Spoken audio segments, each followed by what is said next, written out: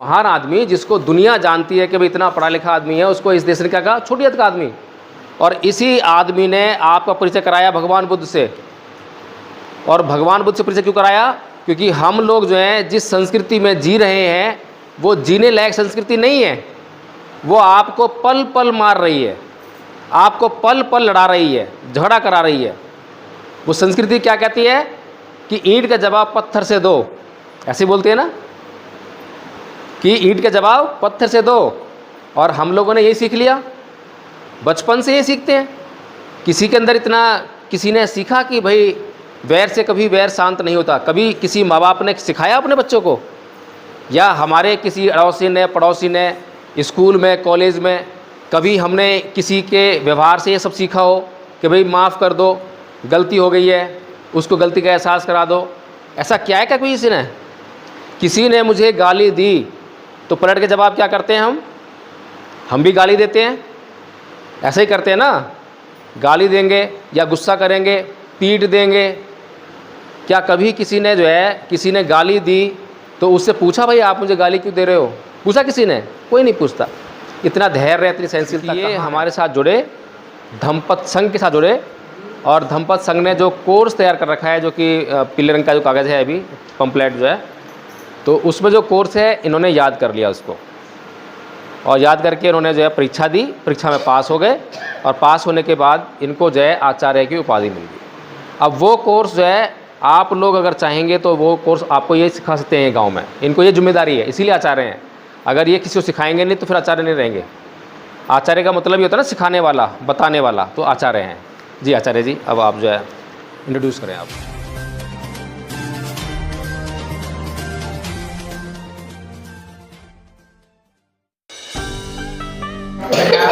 ये मोमबत्ती क्या काम करती है मालूम है? ये लाइट जल रही है, क्या काम कर रही है? वो लाइट जल रही है, क्या काम कर रही है? रोशनी देती है ना। तो मोमबत्ती का काम है रोशनी देना। ये मोमबत्ती जो है इसलिए जलाई है ताकि ये जो है अंधकार को समाप्त कर दे, ठीक है। और आपके सामने जो दो महान लोगों की तस्वीरें रखी हुई हैं, उन्होंने भी यही काम करा। क्या काम करा? रोशनी दी। और जब रोशनी होती है तो अंधकार अपने आप ख़त्म हो जाता है। तो इन्होंने किस बात की रोशनी दी? इन्होंने ज्ञान की रोशनी, रास्ता दिखाया। आज हमारे जीवन में किसी भी प्रकार का अंधकार है। जीवन में अंधकार कितने प्रकार का होता है? कौन कौन सा अंधकार होता है? गरीबी एक अंधकार है या नहीं है? अब अंधकार को अगर मैं कहूँ कि दुख अंधकार के समान है, दुख क्या है? अंधकार के समान है। सही कह रहा हूँ, गलत कह रहा हूँ? और सुख जो है उजाले के समान है ना। तो इन लोगों ने जो है जो हमें रास्ता बताया वो इसलिए बताया ताकि हमारे दुख जो हैं दूर हो सकें, है ना। तो इन्होंने जो रास्ता बताया, जैसे हम डॉक्टर पर जाते हैं और डॉक्टर पे जाते हैं, क्या करते हैं हम? अपनी बीमारी बताते हैं कि मुझे क्या बीमारी है। फिर उसके बाद डॉक्टर क्या करता है? दवा देता है ना। और जो दवाई खा लेता है उसका जो है इलाज हो जाता है, तकलीफ़ दूर हो जाती है, अक्सर दूर हो जाती है ना। और जो दवाई खाए ना, तकलीफ़ दूर हो सकती है उसकी? नहीं हो सकती। इसीलिए इन लोगों ने तो तुम्हारे लिए रास्ता बता दिया कि आपके जीवन में दुख है और इस दुख का ये इलाज है। तो अगर आपने दवाई खाई नहीं तो वो जो दुख है वो दूर कैसे होगा, है ना। तो इसलिए आज हम लोग जो इकट्ठा हुए हैं, हम लोग जो हैं उसी दवाई के बारे में जानने के लिए इकट्ठा हुए कि वो दवाई क्या है और हम उसको क्यों नहीं खा पा रहे। हम खुद से नहीं खा पा रहे हैं या कोई हमें खाने से रोक रहा है, ठीक है। हमारी अपनी गलती कहाँ तक है और दूसरों की गलती कहाँ तक है। इसीलिए जो है आज मैं आप लोगों के बीच में आया हूँ। और मैं एडवोकेट जय भीम प्रकाश दिल्ली में प्रैक्टिस करता हूँ वकालत की, और इसके साथ मैं एक सामाजिक और धार्मिक काम करता हूँ। मुख्यतः मैं जो है धम्म का काम करता हूँ, धर्म का काम करता हूँ। धर्म की जानकारी मैंने हासिल की जो भगवान बुद्ध जिनके बारे में हमें बताया बाबा साहेब ने, मार्ग दिखाया भगवान बुद्ध का, और जिन्होंने कहा कि भगवान बुद्ध शरण हमें जाना चाहिए, है ना। तो मैं उन्हीं के बारे में आप लोगों के बीच में चर्चा करने जा रहा हूँ, और इनके बारे में हमें कितनी जानकारी होनी चाहिए थी, जो कि जानकारी नहीं होने के कारण हमें कितना नुकसान उठाना पड़ रहा है, इसके बारे में जानेंगे। तो मैं आदरणीय आचार्य प्रवेश जी को आमंत्रित करता हूँ आप लोगों के बीच में कि आचार्य जी आएँ और आपके बीच में आकर जो है आज का जो कार्यक्रम है उसके बारे में इंट्रोडक्शन दें। आइए आचार्य जी। इन्हें तो आप जानते हैं, कौन है ये आचार्य प्रवेश जी हैं। अब आचार्य क्यों हैं? क्योंकि ये हमारे साथ जुड़े, धम्मपद संघ के साथ जुड़े, और धम्मपद संघ ने जो कोर्स तैयार कर रखा है, जो कि पीले रंग का जो कागज़ है अभी पंपलेट जो है, तो उसमें जो कोर्स है इन्होंने याद कर लिया उसको, और याद करके इन्होंने जो है परीक्षा दी, परीक्षा में पास हो गए, और पास होने के बाद इनको जो है आचार्य की उपाधि मिल गई। अब वो कोर्स जो है आप लोग अगर चाहेंगे तो वो कोर्स आपको ये सिखा सकते हैं गांव में, इनको ये जिम्मेदारी है, इसीलिए आचार्य हैं। अगर ये किसी को सिखाएंगे नहीं तो फिर आचार्य नहीं रहेंगे। आचार्य का मतलब ये होता है ना, सिखाने वाला, बताने वाला, तो आचार्य हैं जी। आचार्य जी अब आप जो है इंट्रोड्यूस करें आप। आज जो हमारे साथ में जय भीम प्रकाश जी आए हैं, इनका जो है धम्म के मामले कार्य जो है कर रहे हैं। इन्होंने जो है आचार्य बनाने का एक अपने संगठन के माध्यम से, जिसका उद्देश्य विश्व शांति निवारण है, यानी कि जो हमारे समाज में या हमारे मन में विभिन्न प्रकार के राग द्वेष उत्पन्न होते हैं, उनको दूर कैसे किया जाए, उसको दूर करने का क्या रास्ता है, वो सब धम्म के माध्यम से ही बताया जाता है। और उसको सीखकर प्रत्येक व्यक्ति अपने जीवन को सुखमय बना सकता है। विश्व अशांति निवारण स्कूल जो राष्ट्रीय स्तर पर जय भीम प्रकाश जी ने खोला हुआ है, हम भी जिनके माध्यम से जुड़े हैं। इनके माध्यम से जो एक वर्ष का और 2 वर्ष का कोर्स निर्धारित किया हुआ है, उन्हीं के अंतर्गत मेरे द्वारा भी 1 वर्ष का कोर्स पूर्ण कर लिया गया है। और जब से मैंने कोर्स किया है,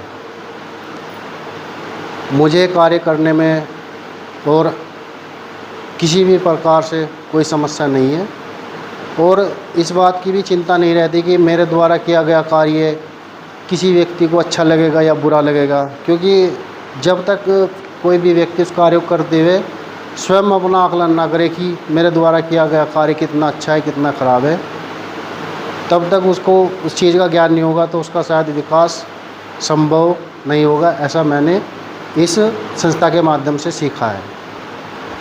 और जय भीम प्रकाश जी जो इस विषय में कार्य कर रहे हैं, इसमें कोई भी व्यक्ति बड़ा हो या छोटा हो, बच्चा हो या बूढ़ा हो, इतना 1 वर्ष का कोर्स इतना भारी नहीं है, जो सीख सकता है, और वो भी मेरी तरह सीखकर अपने जीवन को सुखी रूप से चला सकता है। अब जो हम लोग इतने पिछड़े हुए और अज्ञानी हैं, उसका कारण है धर्म। जिस संस्कृति में हम जी रहे हैं और जिस संस्कृति को हमको जानना है, वो हमसे बहुत ही कुछ काफ़ी दूर है।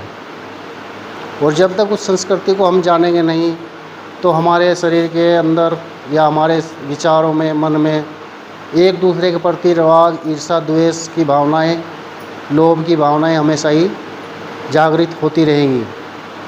और जब हम अपनी तथागत बुद्ध की संस्कृति या बाबा साहब के द्वारा जो बताया गया, गौतम बुद्ध इन धम्मा जो पुस्तक लिखी, उसमें बताया गया भगवान बुद्ध का बुद्धम, जब तक वो जान नहीं पाएंगे, हमारे जीवन में विभिन्न प्रकार की भ्रांतियाँ उत्पन्न होती रहेंगी, और हम आपस में एक दूसरे से राग द्वेष ईर्ष्या के माध्यम से जीते रहेंगे, और हमारा मन कभी भी शांत नहीं होगा।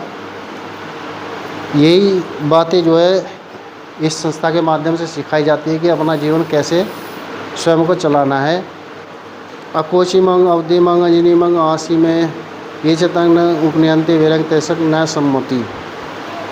उसने मुझे डांटा, उसने मुझे मारा, उसने मुझे लूट लिया, उसने जीत लिया। जो ऐसा अपने मन में वैर नहीं रखते उनका मन हमेशा ही शांत हो जाता है। क्योंकि ये जो कड़ी है ना जो बताई जा रही है, ये बहुत ही मुश्किल से अपने अंदर आएगी। हम जिस संस्कृति में जी रहे हैं उसको छोड़ते हुए बहुत ही शरीर के अंदर से भी जोड़ लगाना पड़ेगा और समाज में भी जोड़ लगाना पड़ेगा, तब ये जाकर बाहर निकलेगी। बहुत बहुत साधुवाद आपका। जी आप कुर्सी लीजिए, बैठिए, इधर बैठिए आप। नहीं आप बैठिए वहाँ पर। तो कुछ समझ में आया आपको? कुछ समझ में आया कि क्या करना है? हैं? आचार्य जी ने आपको भी एक गाथा बताई। अकोच्छी मंग अवधि मंग अजीनी मंग आहासी में ये चैतंग उपनयंती वेरंग तेसंग नय सम्मति, कि उसने मुझे मारा, उसने मुझे पीटा, उसने मुझे डांटा, उसने मेरे सब कुछ छीन लिया, उसने मुझे जीत लिया। जो इस प्रकार की बातों को अपने मन में बनाए रखते हैं उनका वैर कभी शांत नहीं होता। ये बात सही है गलत है? सही बात है। और हम करते क्या हैं? क्या हम ऐसा करते हैं कि किसी ने मुझे मारा तो भूल गए? होता है कभी? किसी ने मुझे डांटा तो भूल गए, किसी ने मेरा कुछ छीन लिया तो भूल गए? कभी होता है क्या? नहीं होता। ऐसा क्यों नहीं होता? और कब तक नहीं भूलते उसको? किसी ने मुझे मारा तो कब तक याद रखते हैं उसको? हैं? 1 दिन, 2 दिन, 10 दिन? क्या सोचते रहते हैं? मैं भी पीट के आऊँगा, है ना? जब तक मैं उसको पीट नहीं लूँगा जब तक मुझे चैन नहीं पड़ेगा। बदले की भावना। और उसमें कितना टाइम लग सकता है? 1 दिन लग सकता है, 2 दिन लग सकते हैं, 10 दिन हो सकते हैं, 1 महीना भी हो सकता है। और इतने समय तक क्या होता है? हमारा मन अशांत रहता है, शांत नहीं हो पाता। और जब हमारा मन अशांत है तो क्या हम कोई काम कर पाते हैं? ढंग से कर पाते हैं क्या? बताइए मुझे। कोई भी काम करने के लिए उस काम पर फोकस करना बहुत ज़रूरी होता है, और फोकस करने के लिए हमारे मन में शांति ज़रूरी होती है। तो जब हम अच्छी तरह से शांत मन से जब कोई काम करते हैं तो उसकी सफलता के चांस बढ़ जाते हैं। और अगर हमारे मन में शांति नहीं है तो उस काम की सफलता के चांस घट जाते हैं। भगवान बुद्ध ने कहा है, ये जिनकी हम बात कर रहे हैं, इनके ज्ञान के बारे में जो मैं भी आपसे बात कर रहा था, ये बात भगवान बुद्ध ने कही है ना? और दूसरी संस्कृति क्या कहती है? अभी जिस संस्कृति का आप हिस्सा हैं, क्योंकि हम भूल नहीं पा रहे हैं, तो भगवान बुद्ध संस्कृति में तो है नहीं हम। अगर भगवान बुद्ध के ज्ञान की जो संस्कृति है, अगर उसमें हम जी रहे होते तो हम भूल जाते, माफ़ कर देते, सहनशीलता होती। लेकिन अभी क्या होता है? किसी ने मुझे मारा तो मैंने 2 आदमी इकट्ठा करे, लठैत इकट्ठा करे, उसको जाके पीटाया। अब उसकी भी कहाँ शांति होने वाली है? वो भी 4 लठैत इकट्ठा करेगा, मेरे पास आएगा, मुझे पीट जाएगा, फिर झगड़ा होगा, बंदूकें भी चल जाएंगी, किसी की मृत्यु हो जाएगी। होता है ना अक्सर ऐसा? मैं कोई गलत तो नहीं कह रहा। और किसी की हत्या होगी, फिर क्या होगा? दोनों पक्ष के मिलके जेल में गए। अब उनके परिवार वाले भी पीछे जो परेशान, वो तो परेशान है ही है ना? तो इतना सब कुछ कहाँ से हुआ? छोटी सी बात से, कि मन में जो है बदले की भावना बनी रहती है। हम शांत नहीं हैं, हम जो किसी को माफ़ करना जानते ही नहीं हैं, सहनशीलता है ही नहीं, धैर्य है ही नहीं। और भगवान बुद्ध ने कहा कि नाही वेरेन वेरानी समंतित कुदाचनंग अवेरन चै समंती ऐस धम्मो सनंतनो, कि वैर से कभी वैर शांत नहीं होता। ये अच्छी बात है या बुरी बात है? दुनिया में केवल भगवान बुद्ध ये बात कहते हैं। ये बाबा साहेब जो हैं दुनिया के सबसे पढ़े लिखे आदमी, है ना? भारत में पैदा हुए, और जिस समाज से आप लोग उस समाज से आते थे, है ना? इस देश ने इनको कहा छोटी जाति का। इतना बढ़िया, इतना महान आदमी जिसको दुनिया जानती है कि भाई इतना पढ़ा लिखा आदमी है, उसको इस देश ने क्या कहा? छोटी जाति का आदमी। और इसी आदमी ने आपका परिचय कराया भगवान बुद्ध से। और भगवान बुद्ध से परिचय क्यों कराया? क्योंकि हम लोग जो हैं जिस संस्कृति में जी रहे हैं वो जीने लायक संस्कृति नहीं है, वो आपको पल पल मार रही है। आपको पल पल लड़ा रही है, झगड़ा करा रही है। वो संस्कृति क्या कहती है कि ईंट का जवाब पत्थर से दो, ऐसे बोलती है ना कि ईंट का जवाब पत्थर से दो। और हम लोगों ने यही सीख लिया, बचपन से ये सीखते हैं। किसी के अंदर इतना, किसी ने सीखा कि भाई वैर से कभी वैर शांत नहीं होता। कभी किसी माँ बाप ने सिखाया अपने बच्चों को, या हमारे किसी अड़ोसी ने, पड़ोसी ने, स्कूल में, कॉलेज में कभी हमने किसी के व्यवहार से ये सब सीखा हो कि भाई माफ़ कर दो, गलती हो गई है, उसको गलती का एहसास करा दो? ऐसा क्या है क्या कोई किसी ने मुझे गाली दी तो पलट के जवाब क्या करते हैं हम भी गाली देते हैं। ऐसे ही करते हैं ना, गाली देंगे या गुस्सा करेंगे, पीट देंगे। क्या कभी किसी ने जो है, किसी ने गाली दी तो उससे पूछा भाई आप मुझे गाली क्यों दे रहे हो? पूछा किसी ने? कोई नहीं पूछता। इतना धैर्य, इतनी सहनशीलता कहाँ है? हाँ हाँ, वो तो नशा जो है, नशा करने के बाद हमारे दिमाग ख़राब होते हैं, लेकिन हमारे जो दिमाग पहले से ही ख़राब हैं उसका क्या? जब हम नशा नहीं करते हैं तब भी तो हम नशेड़ी हैं।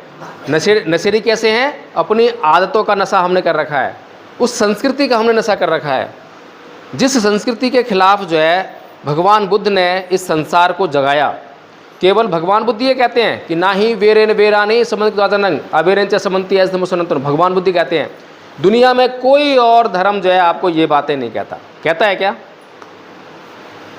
सब लोगों ने जो है अपने धर्म का प्रचार करने के लिए हिंसा की है, तलवारें चलाई हैं, बंदूकें चलाई हैं, जोर ज़बरदस्ती की है, और आज भी यही हो रहा है। बोलो जय श्री राम, बोलते हैं ना, बोलो जय श्री राम, नहीं बोलोगे तो पीटते हैं, मारते हैं, पता नहीं कैसे क्या करते हैं।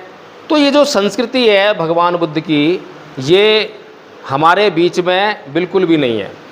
तस्वीर तो हमने लगा ली है, बाबा साहब तस्वीर लगा ली है, भगवान बुद्ध तस्वीर लगा ली है, लेकिन ना तो हम बाबा साहब को जान पा रहे हैं और ना ही हम भगवान बुद्ध को जानते। भगवान बुद्ध को तो बिल्कुल जानते ही नहीं हैं। जानते तो कितना, खाली नाम भर कि ये भगवान बुद्ध हैं। तो क्या करेंगे भगवान बुद्ध? तो तस्वीर लगा ली, क्या करेंगे इसका बताओ?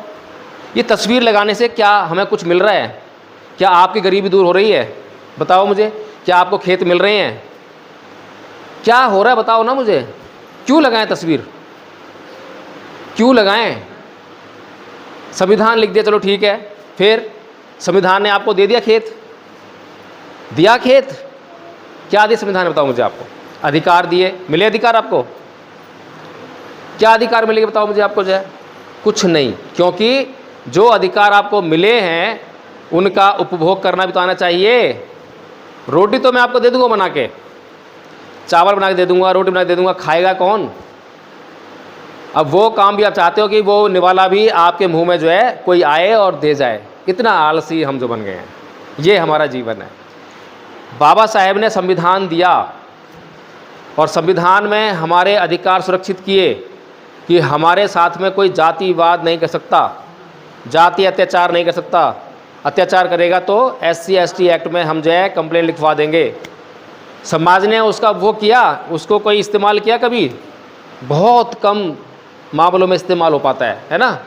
तो हमारे अधिकार जो हैं हम इस तरह से नहीं उपभोग कर पा रहे उनको जो है।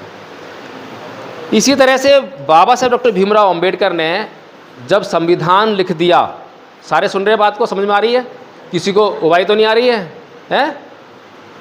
जब बाबा साहेब ने संविधान लिख दिया, संविधान कब लिखा? संविधान लागू कब हुआ बताओ? कौन बताएगा? संविधान लागू कब हुआ? पढ़ने वाले बच्चे बताओ, कब लागू हुआ? 1950 को लागू हुआ। और बाबा साहेब जो है धर्म परिवर्तन कब कर रहे हैं? धर्म परिवर्तन कब कर रहे हैं बाबा साहेब? बाबा साहेब धर्म परिवर्तन कब कर रहे हैं? 1956 को। तो इसका मतलब क्या है? अगर आपके अधिकार जो हैं संविधान के माध्यम से ही सुरक्षित हो जाते तो बाबा साहेब धर्म परिवर्तन नहीं करते। करते क्या?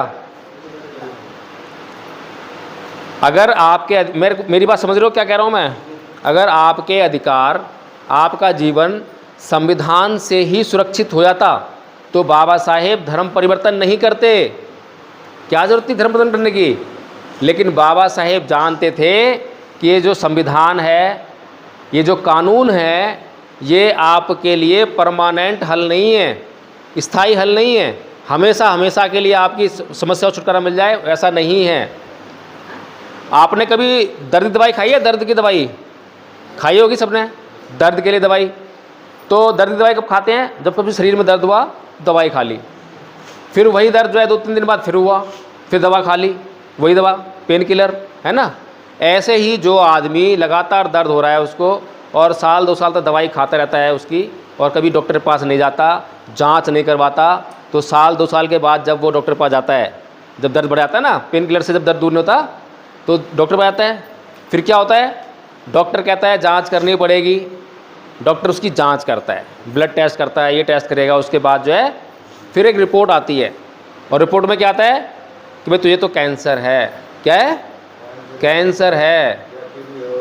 और कैंसर भी जो है, अगर तू पहले आ गया होता, जब तूने पहली बार दवाई खाई थी, पेन किलर दूसरी बार खाई थी, तीसरी बार जब भी आ गया होता, तो वो उसका इलाज हो सकता था। अब तो इलाज भी नहीं हो पाएगा।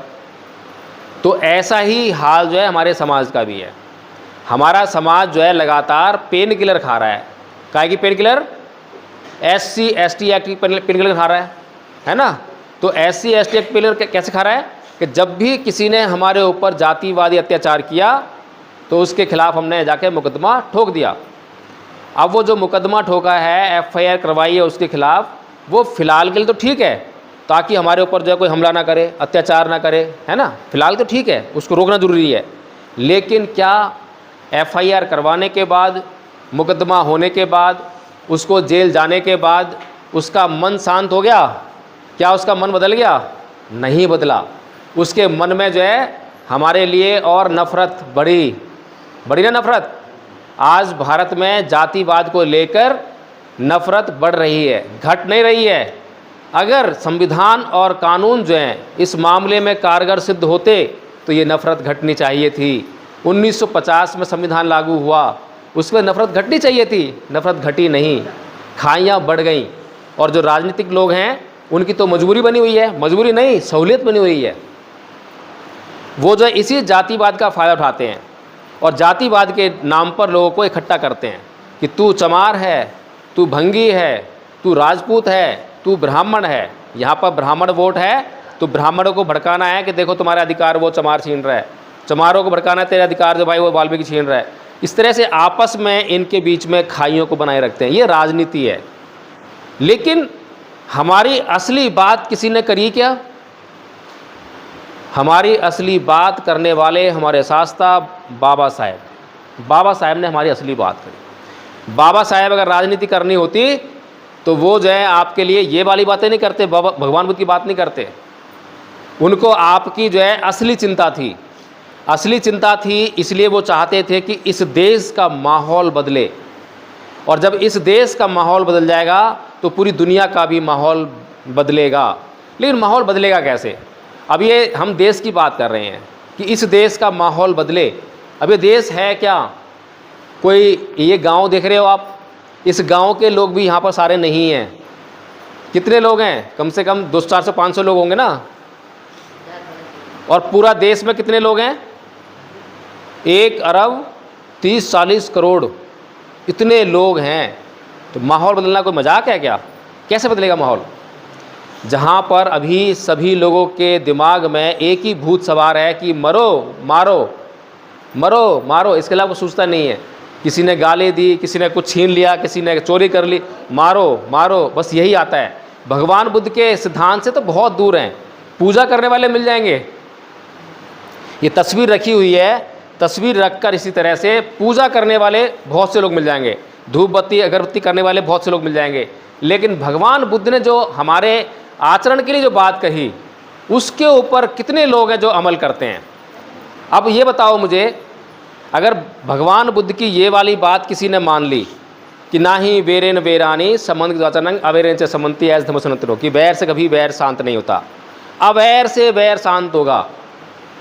और दूसरी वाली गाथा जो गई थी अभी, अकोछी मंग अवधि मंगा जिनी मंगा हासी में ये चित्तंग उपनहनती बेरंगते संग न संपत्ति, कि उसने मुझे मारा, उसने मुझे डांटा, उसका जो इस प्रकार की बातें बनाए रखता है उसका वैर कभी शांत नहीं होता। इन बातों को अगर आप अमल में लाओगे तो इससे आपका फ़ायदा होगा, नुकसान होगा? किसका फ़ायदा होगा, किसका नुकसान होगा? हमारा होगा या दूसरों का फ़ायदा होगा? जो इस दवाई को खाएगा उसको फ़ायदा होगा ना, है? तो हमने जो है क्या कभी ये समझा कि बाबा साहेब ने हमें क्या दवाई दी है और हमने क्या दवाई खाई है? समझे क्या हमने?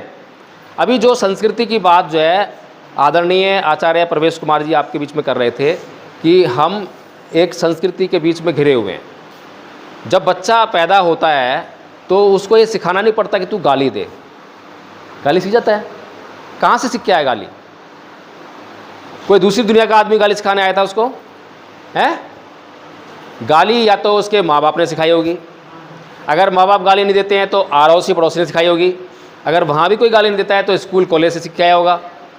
कहीं ना कहीं ये जो वातावरण है हमारे सामने जो साथ में जो है जिसके में हम रहते हैं, इस वातावरण में ही कहीं ना कहीं ये प्रदूषण है, ये गंदगी है। इस वातावरण में जो है हमारे जीने के लिए जो माहौल चाहिए वो नहीं है। जीने का माहौल जो है शांति से पैदा होता है। शांति ऐसी कि खाली मैं ही कहूँ कि भाई ना ही बेरेन बेरानी समय गुजाचनंग अवेच समंती ऐसा नमसंतनो, तो बात नहीं बनने वाली है। मैं तो शांत हो गया, मैंने हिंसा करना छोड़ दिया, मैंने लोगों को गाली देना छोड़ दिया, मैंने लोगों को पीटना छोड़ दिया, मारना छोड़ दिया, लेकिन लोग तो अभी हिंसक ही हैं।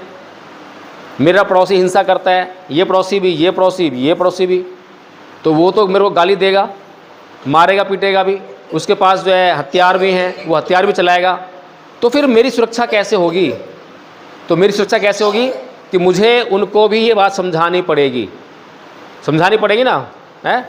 जब तक मैं उन्हें वो बात ना समझाऊं उनके काम की जो है कि भाई देखो ऐसा है, मान लो गाली दे दी उसने मुझे, ठीक है, अगर मैं सहनशील आदमी हूँ तो उदाहरण देता हूँ आपको जो है मैं, भगवान बुद्ध और अंगुलीमाल की कहानी पढ़ी है सबने?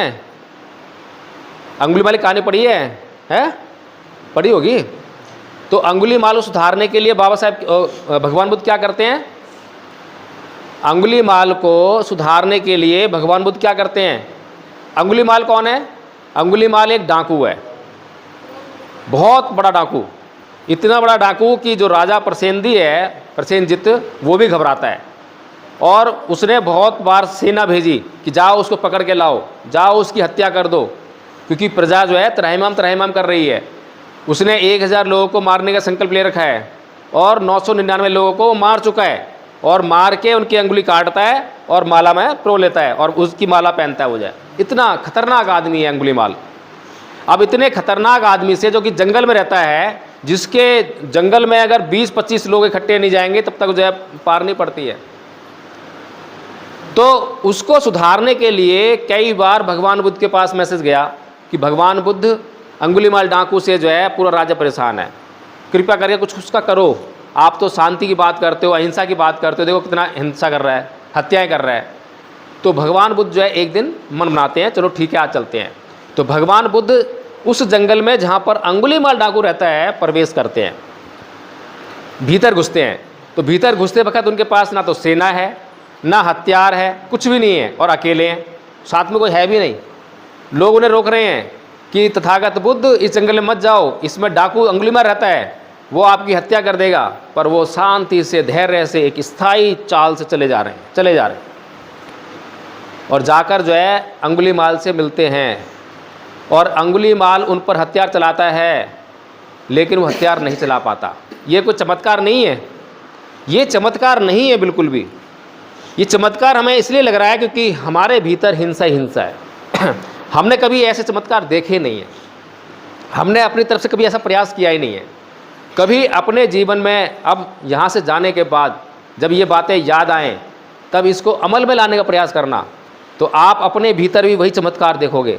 आदरणीय आचार्य प्रवेश जी आपके सामने बैठे हुए हैं, ये पिछले 1 साल जुड़े हुए हैं, यही सब बातें सीख कर इन्होंने अपने जीवन में इस्तेमाल की। तो इन्होंने जो है खुद से कहीं ना कहीं जो है वो चमत्कार देखा होगा। उसको हम चमत्कार कह रहे हैं क्योंकि अन्य लोग जो है उसको जानते ही नहीं है, करना ही नहीं जानते हैं।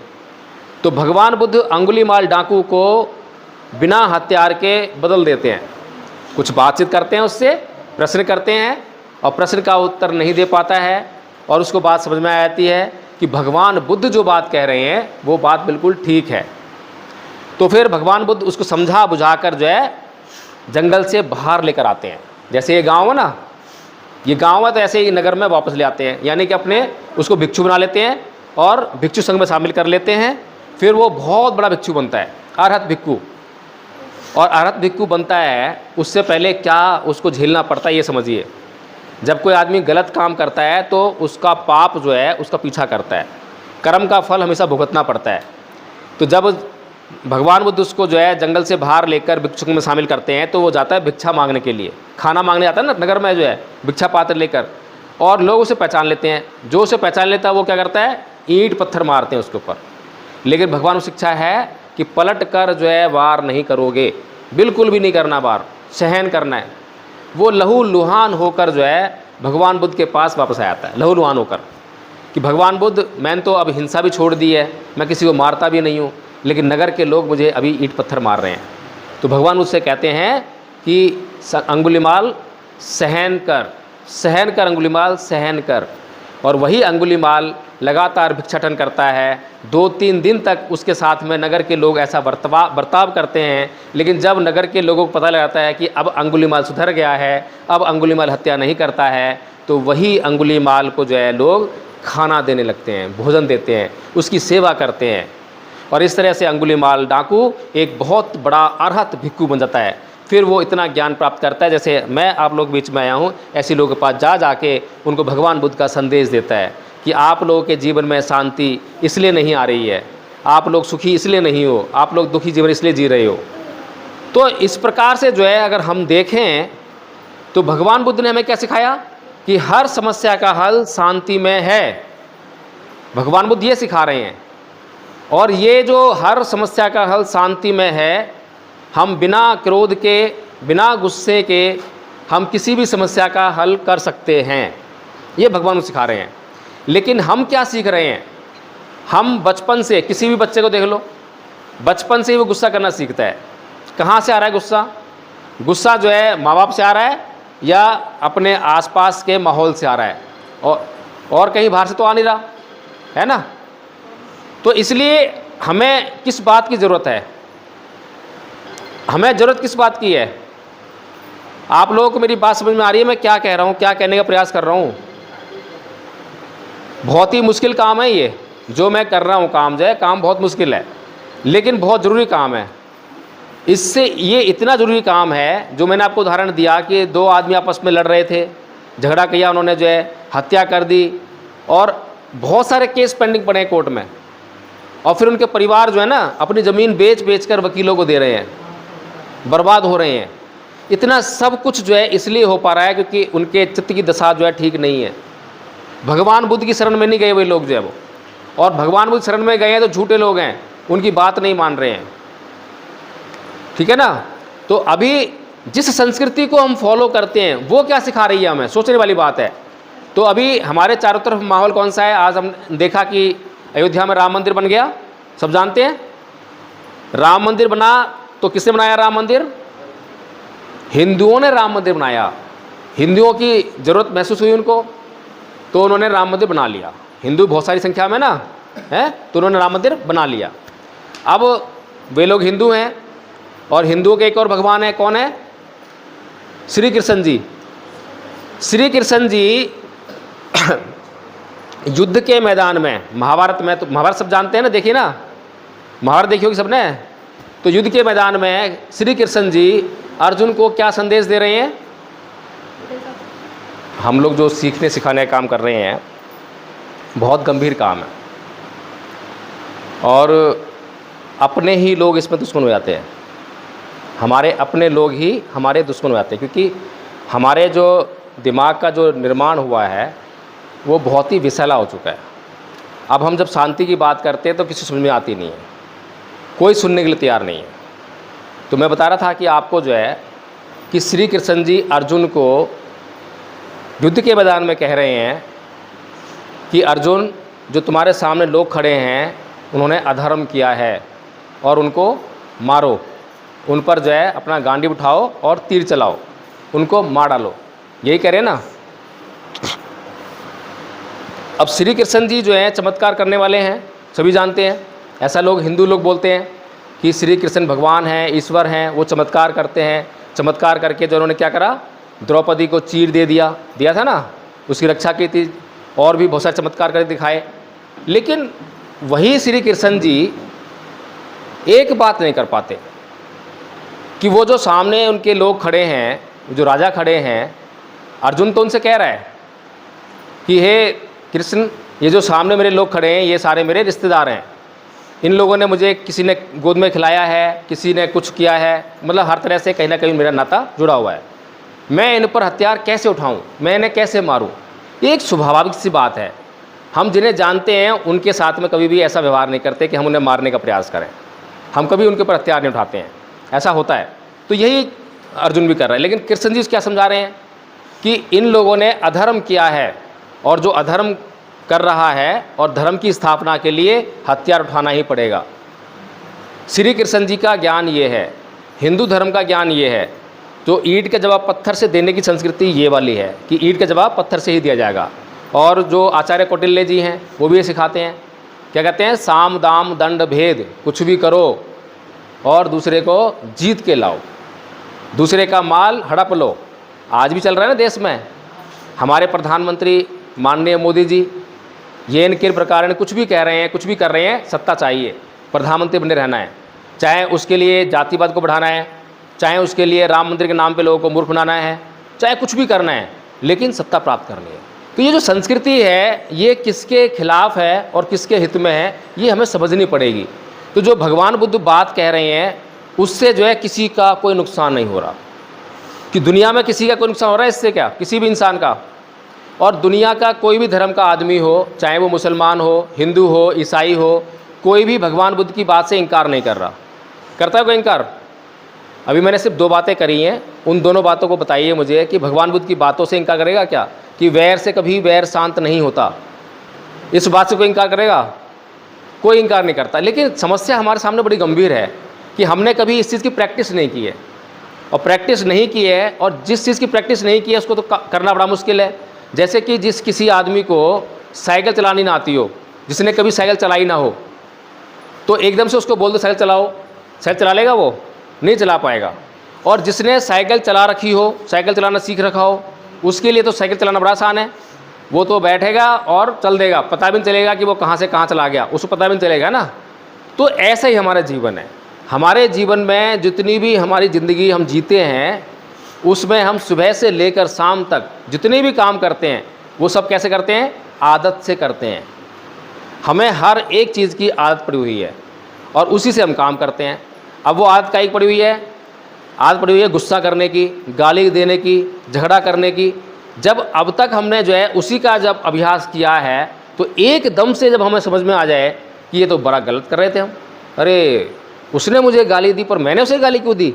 हो सकता था कि मैं उसे गाली नहीं देता, उससे पूछता समझाता तो शायद मान जाता, पर मैंने गाली देकर बात को बढ़ा दिया। समझ में आ गई बात। लेकिन अब उसका अभ्यास करना इतना आसान नहीं है। अगली बार जब तुम्हें गाली देगा कोई तब भी फिर तुम्हारा गुस्सा आएगा, फिर वो करना पड़ेगा। लेकिन अगर हमने एक बार बात समझ ली और जागरूक हो गए और धीरे धीरे धीरे धीरे जो है उस पर अभ्यास करते रहे तो एक दिन ऐसा आएगा कि हम जो है वो जो चमत्कार वाली बात है ये चमत्कार हम लोग करने लग जाएंगे। कोई हमें गाली दे रहा है और हम पर कोई फ़र्क नहीं पड़ रहा है। मैं इस गाली को, इस दीवार को गाली दूं तो ये दीवार मुझे कुछ रिएक्ट करेगी क्या?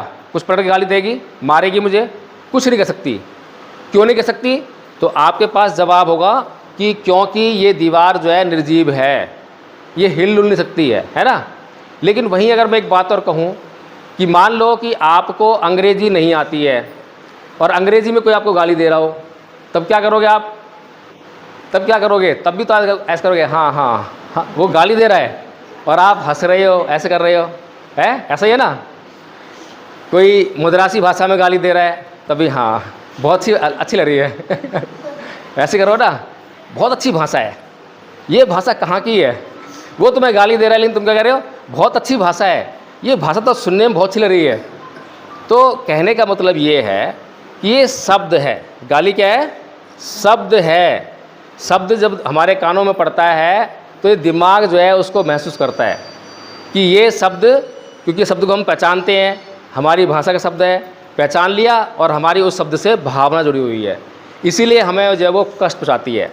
इसी चीज़ को अगर हम जान जाएं कि ये तो खाली शब्द है भाई, ये तीर नहीं है। क्या है ये?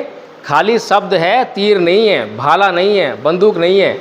ये हमारे भीतर घुस के हमें घायल नहीं कर देगा। ये इतनी सी बात अगर हमें समझ में आ जाए तो हम उस शब्द के प्रहार से छुटकारा पा लेंगे।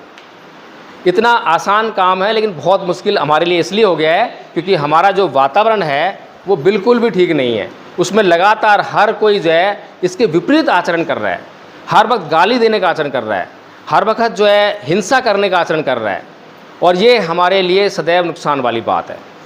तो बाबा साहब डॉक्टर भीमराव अंबेडकर ने जब 1956 में, अच्छा बाबा साहेब को कौन कौन लोग मानते हैं ये बताओ पहले, कितने लोग मानते हैं? अच्छा 2 लोग मानते हैं बस, आप लोग? अच्छा पूजा भी करते हो इनकी? तो ये बताओ कि बाबा साहेब ने हमारे लिए ये कहा कि भाई आप लोग जो है बौद्ध बन जाओ, कहा था ना? किस किस को पता है बौद्ध बन जाओ? आपको पता है?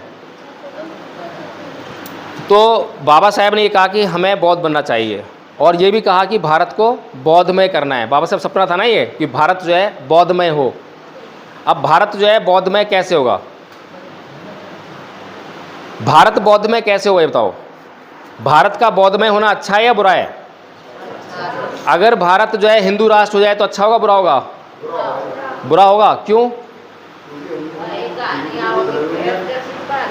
अभी हमने 2 बातें करी ना, जो है एक संस्कृति वो है जो लगातार हमें क्रोध सिखा रही है, मारना मरना सिखा रही है, और एक संस्कृति वो है बौद्ध संस्कृति जो हमें अच्छी बातें सिखा रही है, क्रोध को शांत करना सिखा रही है। इसीलिए बाबा साहेब ने कहा कि भारत को बौद्ध में होना जरूरी है, क्योंकि बौद्ध में भारत में किसी को नुकसान नहीं होगा, सब लोग जो है सुख से रहेंगे।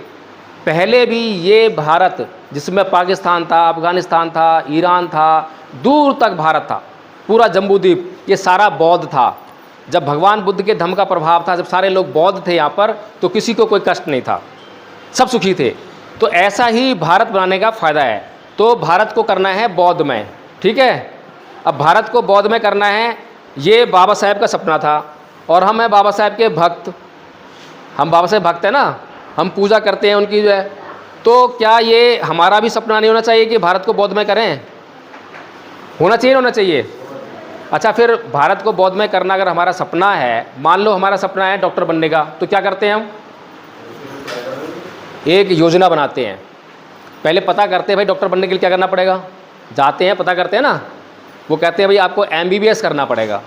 तो MBBS करने की फिर हम योजना बनाते हैं कि भाई MBBS करने के लिए क्या करना पड़ेगा, आपको 12वीं क्लास साइंस से पास करनी पड़ेगी, फिर नीट का एग्जाम क्लियर करना पड़ेगा, तब जो है आपको वो करेगा। तो वो तब तक कि हम जब पूरी एक योजना बना लेते हैं, बनाते नहीं योजना। तो ऐसे ही भारत को अगर बौद्धमय करना है तो हमें भी एक योजना चाहिए, योजना चाहिए ना। अच्छा भारत को बौद्धमय कौन करेगा? हिंदू करेंगे या बौद्ध करेंगे? बौद्ध करेंगे। अगर बौद्ध यहाँ पर देश में होंगे तो ये भारत जो है बौद्धमय हो ही जाएगा। लेकिन अभी हमारे पास जो बौद्ध हैं वो कैसे बौद्ध हैं? बौद्ध हैं जो हमारे पास, वो कैसे बौद्ध हैं? क्या वो वास्तव में बौद्ध हैं? नहीं हैं। वो नाम से तो बौद्ध हैं, लेकिन काम से अभी वो हिंदू ही हैं। ये इसीलिए बाबा साहेब का सपना पूरा नहीं हो पा रहा। तो बाबा साहेब का सपना पूरा करने के लिए क्या करना पड़ेगा कि जो बौद्ध हैं, जो अम्बेडकरवादी हैं, जो बाबा साहब को मानने वाले लोग हैं, उनको लगातार जो है बौद्ध धर्म का अध्ययन करना पड़ेगा और उसका आचरण करना पड़ेगा। उसका आचरण भी करना पड़ेगा।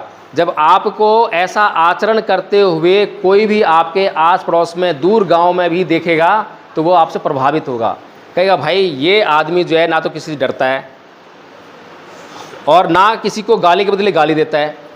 अब मुझे किसी ने गाली दी और मैं चुपके से वहाँ से निकल लिया, वो व्यवहार जो है डरपोक वाला है, वो डर के कारण गया। मैं डरना अहिंसा नहीं है, लेकिन किसी ने मुझे गाली दी और मैं धैर्य से वहाँ सुना, उसको शांति रखी, और मैंने पलटकर उससे पूछा कि भाई साहब आपने मुझे गाली क्यों दी। जिस दिन ये चेंज हो गया उस दिन भारत चेंज हो जाएगा। उस दिन आपकी ख्याति जो है संतों में शामिल हो जाएगी, संत बन जाओगे। और अगर आप संत बनने लगे तो ये जो दूर दूर तक प्रभाव जाएगा भाई कि बौद्ध लोग गाली गलौज नहीं करते, बौद्ध लोग गाली गलौज नहीं करते, बौद्ध लोग जो है शराब नहीं पीते, बौद्ध लोग जो हैं हिंसा नहीं करते, बौद्ध लोग जो हैं अपने काम पर फोकस करते हैं, बौद्ध लोगों ने जो ठान लिया उसको पूरा करके रहते हैं।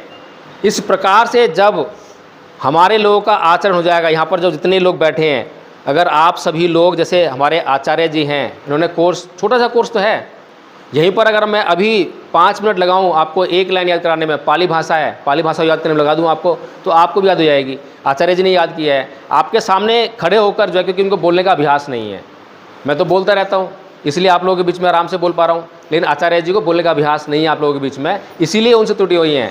रोज़ गूगल मीट पर मीटिंग होती है और गूगल मीट पर बहुत धड़ाके से बोलते हैं रोज़ जो है, क्योंकि वहाँ की उनको अभ्यास है। तो इस तरह से जो है आप सभी लोग या तो ये मान लो कि आप लोग बाबा साहेब के दुश्मन हो, पहली बात।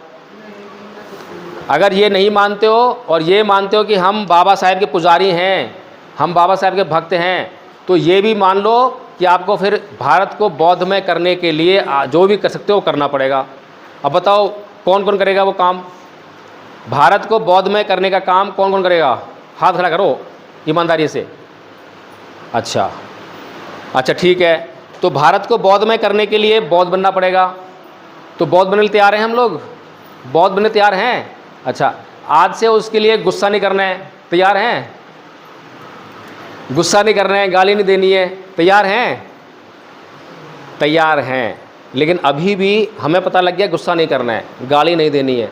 लेकिन जैसे ही कल कोई हमें गाली देगा, क्योंकि हमारे को आदत है इस बात की कि हमें गाली देनी है, फिर गाली निकल जाएगी। लेकिन अगर आपने इतना संकल्प भी कर लिया है कि हाँ मुझे बौद्ध बनना है, हाँ मुझे भारत को बौद्ध बनाना है, तो फिर आप जो है जानते रहोगे कि भाई मेरे से फिर से गलती हो गई है, मैंने फिर से गाली दे दी है, फिर से मैंने गुस्सा कर दिया है। बार बार प्रैक्टिस करोगे तो जो पिछले 40-45 साल तक इन बच्चों ने 20-22 साल तक, किसी ने 15 साल तक जो प्रैक्टिस की है, धीरे धीरे जानकारी होती रहेगी तो धीरे धीरे जो है उसमें इजाफा होता रहेगा। आप उसको शांत हो रहोगे, आपका दिमाग शांत होता रहेगा और बहुत आपको जो है इसमें मतलब अगर 1 महीने भी आपने इस तरह का व्यवहार कर लिया तो 1 महीने बाद अपने आप को देखना कि मैं पहले क्या था और अब क्या हूँ।